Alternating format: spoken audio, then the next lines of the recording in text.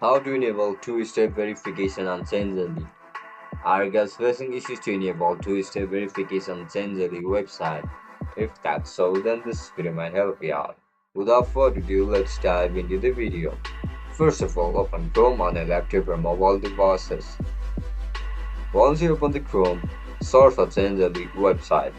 As soon as you enter the website, log in into your account with the registered email and password. As soon as you get logged in, look at the top right corner of your screen where you can see a profile icon. Click on it.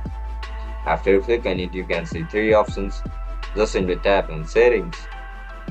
After you click on Settings, you will be forwarded to this interface.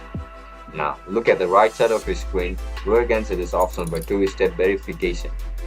You are looking to turn it on, right? Just simply tap on Enable. After you click on Enable, you need to scan Google Authenticator app on your mobile devices. Once you use the scan QR code, you need to write down a password and write down your verification code as well. Once you fill up all of these details, you'll be able to enable two-factor authentication on Changelly website. If you guys found this video helpful, don't forget to like, share and subscribe to our channel. I'll catch you in the next one. Bye bye.